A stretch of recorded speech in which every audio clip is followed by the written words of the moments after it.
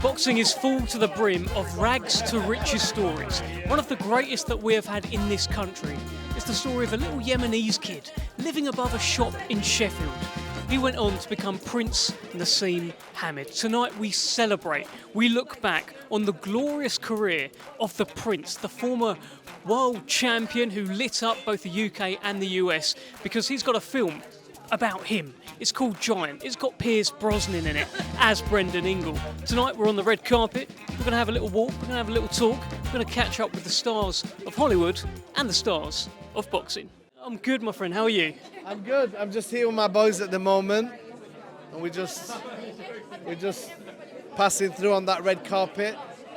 Tonight is a big night, isn't it, for the movie game? If they're gonna make films about you, you might as well turn up and just give them a little glimpse of the Prince, yo.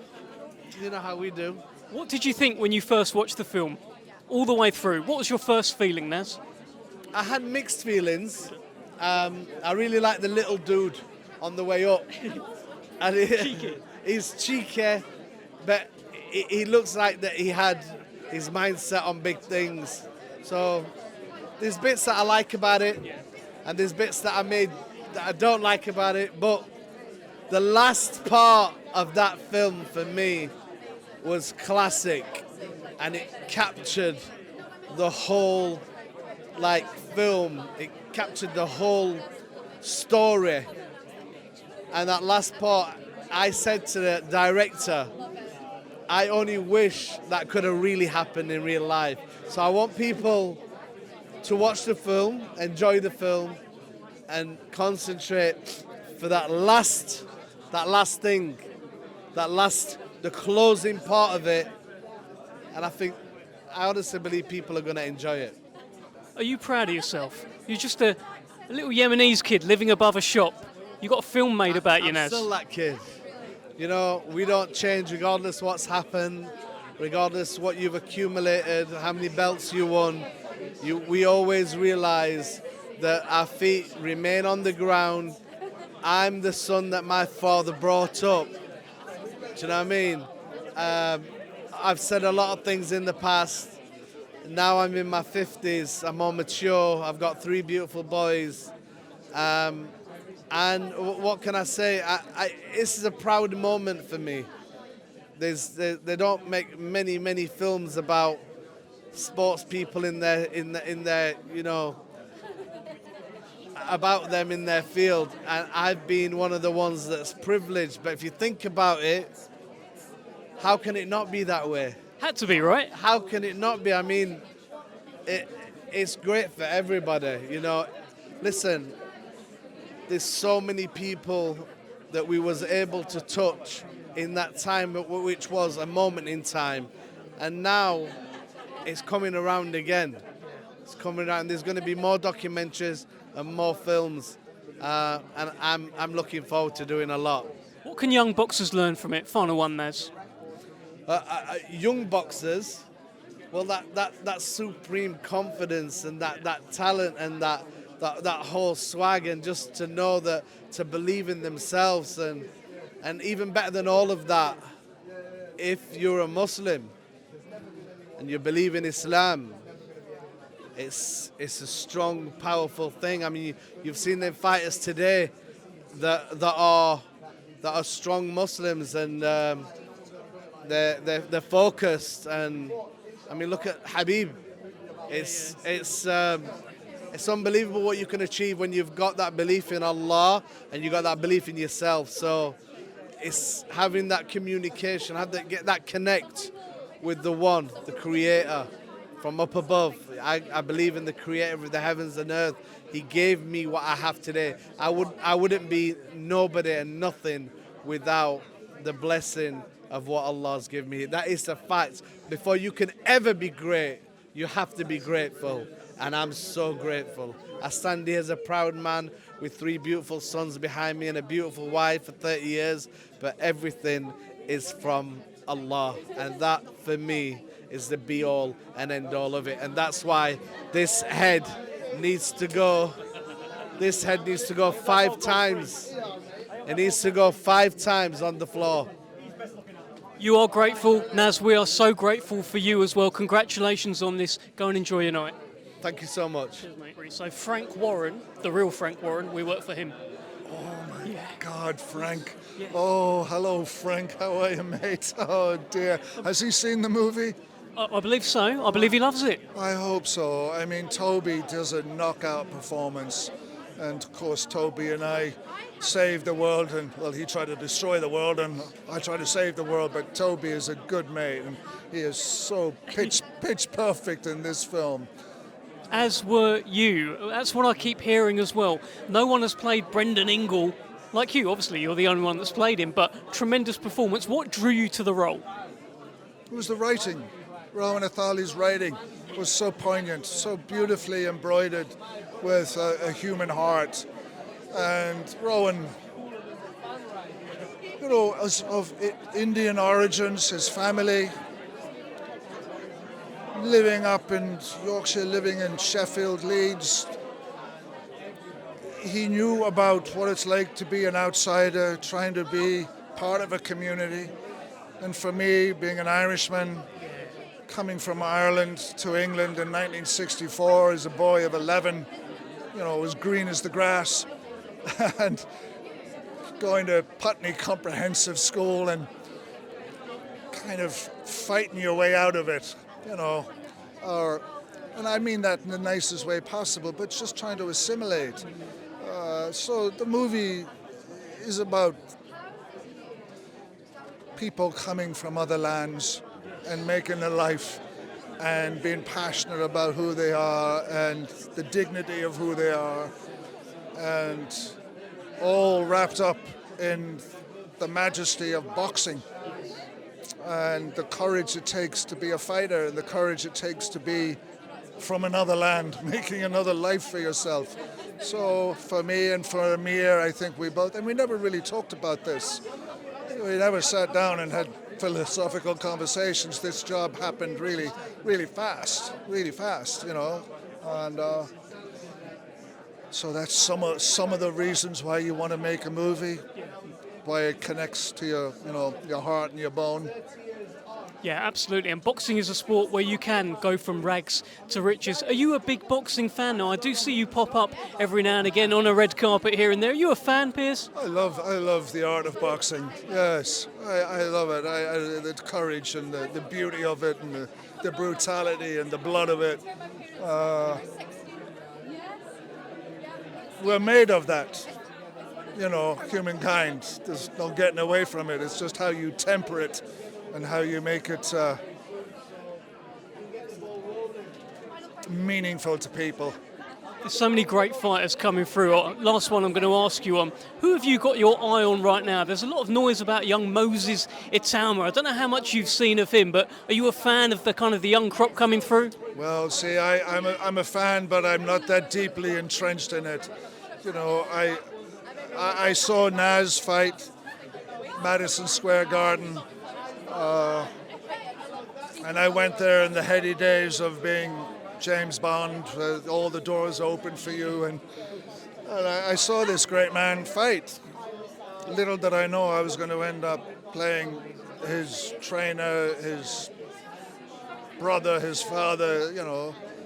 And you know, this story is it's a love story in the sense that father-son relationship and broken hearts and dreams and wishes that get mangled by money and fame and losing the self. A story beautifully told. Congratulations, and see you soon. Cheers, all the best. Big day, Adam. Your dad's a star. You're a star. We're all stars. This is great, right? Not yet for me, but I'm proud of my dad, and it's not every day they make movies about you, you know what I mean? So super proud day, and I'm looking forward to watching it again. I've already watched it. It's a great watch, and I'm looking forward to it. What was the feeling when you first watched it at the end? Did you cry? What was it? Be honest. I'm not really a crier, Dev, to be honest, bro. So I didn't tear up, but it's definitely got emotional parts of the movie, and it's mad to see the story as him as a kid and how he evolved and how big he got so quick. And I think the name of the movie really fits fits the part, giant. He was a giant in the sport, and it's lived on. So now the movie's here, so the next generation can see it. Did anything surprise you in the film? Yeah, a few things surprised me. You know what I mean? I felt like you've watched it already. I've seen a few bits. I'm going to watch it properly now. Yeah. A lot of things surprised me. You know what I mean? I feel like it shows, like I said early in his career, how it was a bit racist back then in the day, and how England's evolved a little bit. So it was a different world back then, and I didn't know it as much until you watch it and you see it in real life. Has it kind of made you, I mean, obviously you got the utmost respect for your dad, all the love. Has it increased that at all? It was always there, and anyway, you know what I mean? Like, the utmost respect's always been there. Yeah, to you lot, he's Prince Naseem. To me, it's Dad. You know what I'm saying? So it's always been there on a respect level. It just every year he gets bigger and bigger. Like, it genuinely, it's crazy to see what's going on. Has it lit more of a fire in you in succeeding in your career? Of course, you're back January 24th. That's your next one. But has it made you kind of go, yeah, come on, I'm ready to go? Yeah, I was already ready to go, but most definitely, I feel like I was always hungry for it. And 24th of Jan, I get to put it to rest. But it's unbelievable, isn't it? I am lost for words, brother, to be honest with you. Congratulations. This is a big night for your family. It's a heavy night. Enjoy. God bless you. We just grabbed Johnny Nelson as he sort of assaults Dominic Ingle there. Yeah. You know what? I think until I saw the shoulders, I knew it was Dominic. You know, he overshadows me. It's like an eclipse. So nice to see him. You are a larger-than-life character as well, just like the giant himself, Prince Naseem Hamed. How are you looking at tonight? This is amazing, right? You know what? I've heard so many things about the film. I've not seen one bit of it. Right. I'm a bit of a crybaby. Everybody knows it. And last night in Yorkshire, they did a thing called Fight Club, and it was on regional ITVS, and it showed a lot of the old footage. And I'm sat at home like, so I thought, oh shit. So I'm looking forward to this. There were some great days, right? You and the boys, the Spice Boy himself, Ryan Rhodes, Naz, all of that. Great days. You know what? I'm fortunate and old enough to see all the eras coming through. The era of Harold Graham and Brian Anderson, when they kind of set the stall out. Then when Naz came on the scene, and so I saw the rise and the fall of it all. I was behind. I saw it all. So when you're seeing what's in the press, when you're hearing the stories, you know, there's the truth and there's the lies, and when you see it, you think, wow. And to me, I think they were the best days ever, because now I look back and think, wow, I just think it couldn't have been any better. That gym was so successful. It told so many stories. The gym was so inspiring. And today, would a gym like that be able to exist? I don't think a gym like that would ever exist again, because Brendan was a circus master. And it had to be a special kind of lion tamer to be able to control all those characters. Naz was larger than life, louder than anything. But remember, Brendan taught Naz, myself, Ryan, the youngsters, the kids you'd never know of, exactly the same. But once the penny had dropped, once you'd listened, you got it. And then all of a sudden, champions upon champions started rolling out of the gym. And people couldn't understand how they did it. And so it was just an amazing thing to see. And I think what Naz achieved, regardless of what you think of him personally, this guy did amazing things. I think he underachieved. And I believe what Brendan said, he underachieved.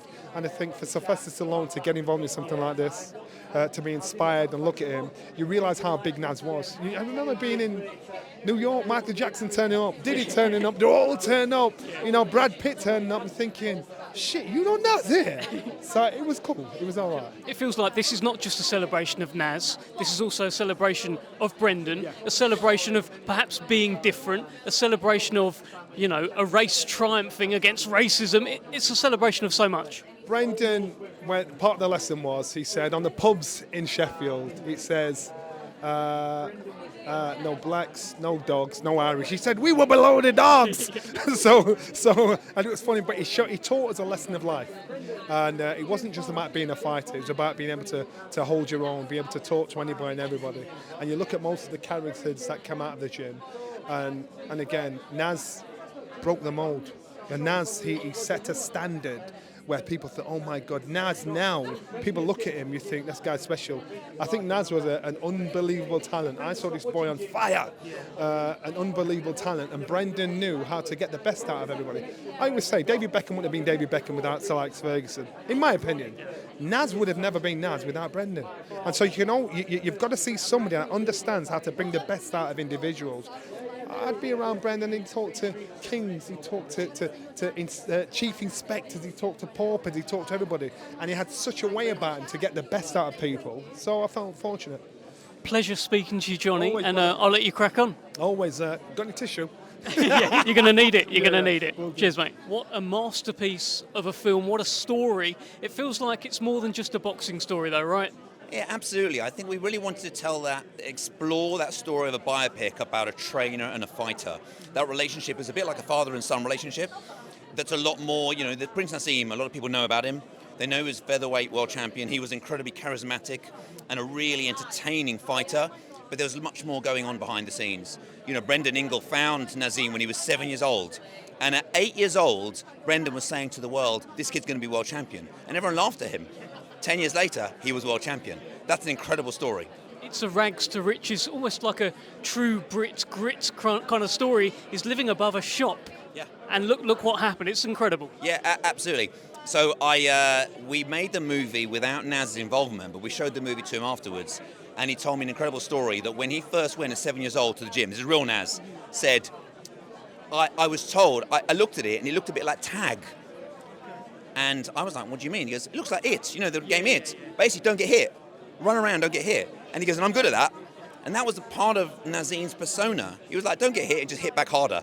And that's a brilliant sort of 90s philosophy of boxing. It's a brilliant way. And that's what he showed on when he fought. He was incredible. He was so impossible to hit. He was so agile, such a brilliant entertainer. And that's why he became world champion.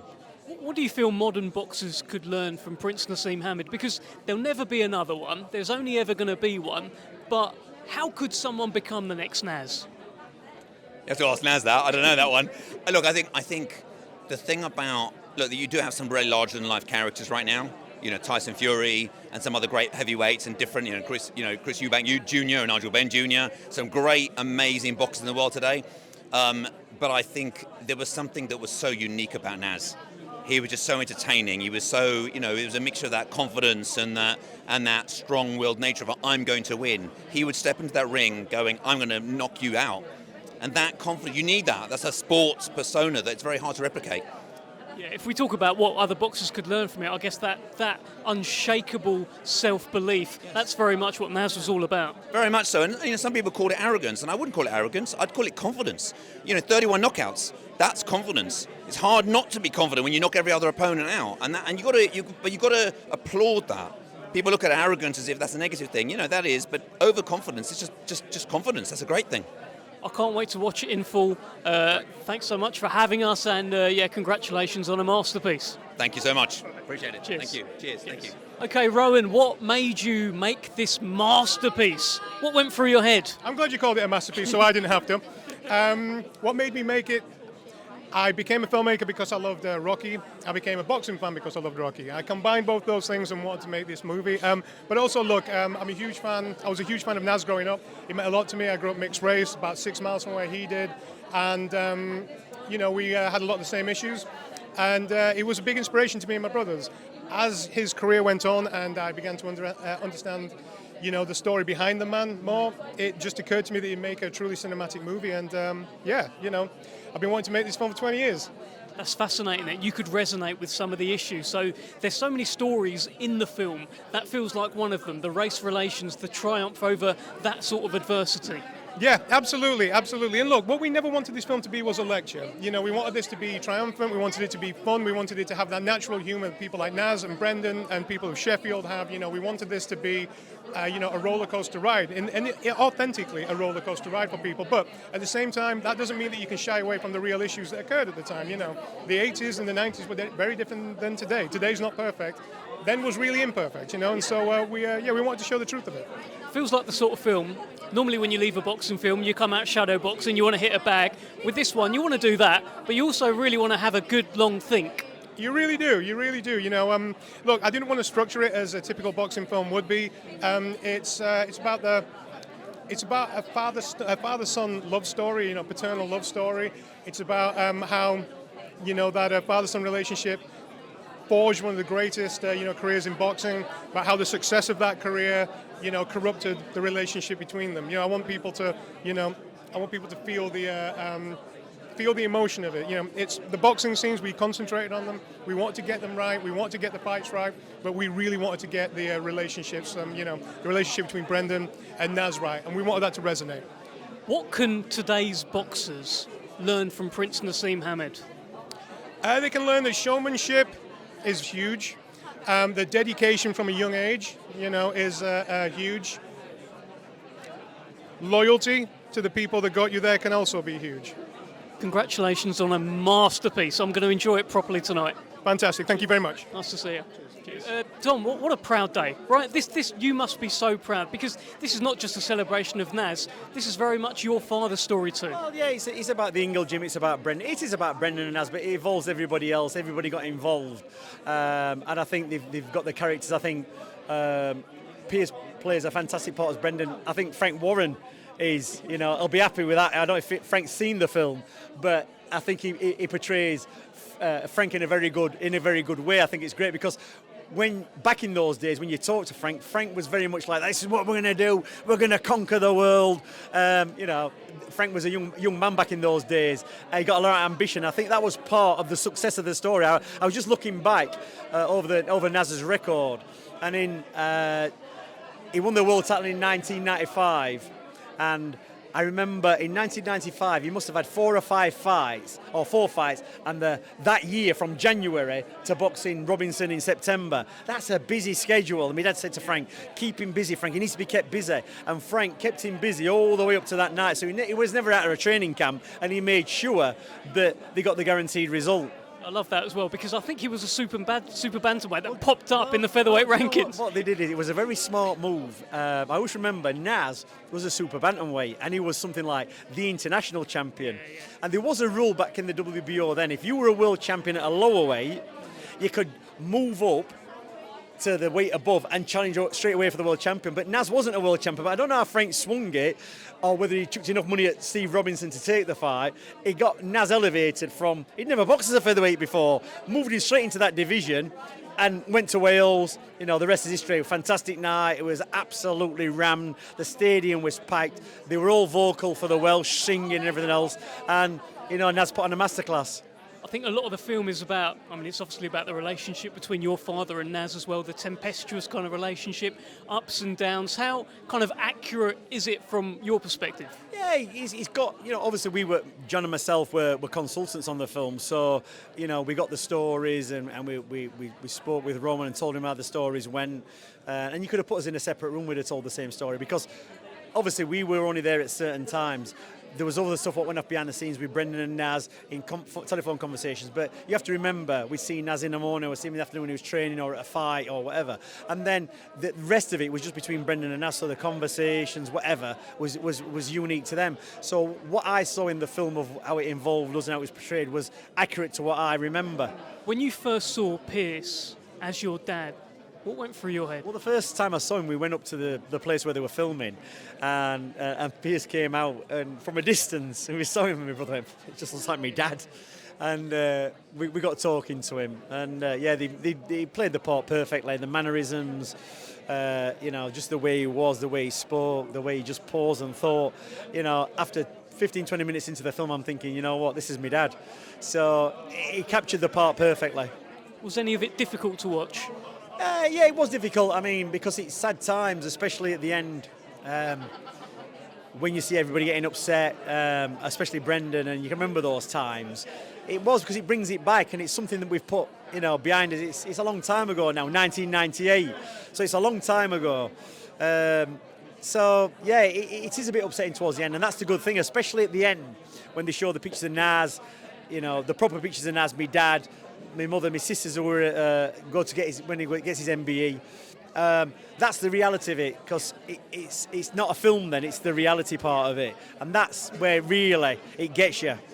I'm so glad that you are getting the recognition that he's got MBE already, but now a little bit later on down the years, people are telling Brendan Ingle's story, so I'm really happy for you. It's great because it's, you know, the gym's doing really well. It has done. And I always remember before Brendan died, a few years before he died, he said to me and my brother John, because it was his life work, it wasn't our life's work, it was his life's work, and he went, just promise me you're going to keep that gym going.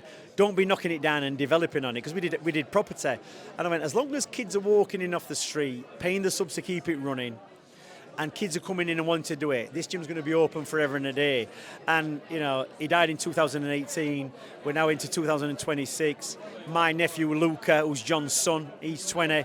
He's now kind of running the show. He's got a professional license. He runs the amateur shows. And I'm mentoring him to be the trainer, just like my dad did. And that really involved just chucking us in at the deep end and seeing how it works out and just guiding him. So it's going to be going on for another 30 or 40 years. And as long as people walk in through that gym door, that gym will always be a place for kids to go, to get rid of some aggression, to find some confidence, you know, to learn about life and mix with different nationalities, different religions, different people, you know, and get that experience and dealing with people. It's a great environment to be in.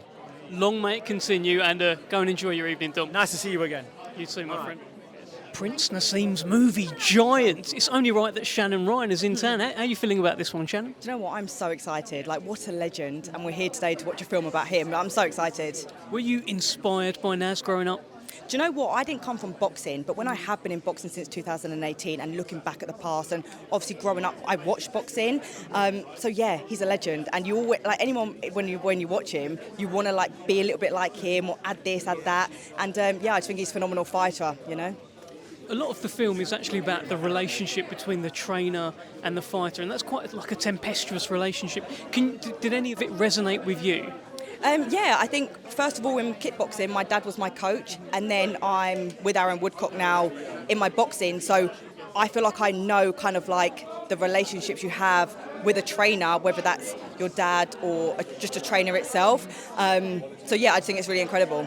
It's also touched a lot about the kind of race relations in the late 80s, early 90s as well. Some of that feels like it hits a bit today. Yeah, of course. I think the times that we are now, it has changed, but we still get similarities of what happened before. What sort of learning did you take from the film? Believe in yourself, be yourself, and don't let anyone change who you are. Love that. Go enjoy your night. Thank you so much. Thank you.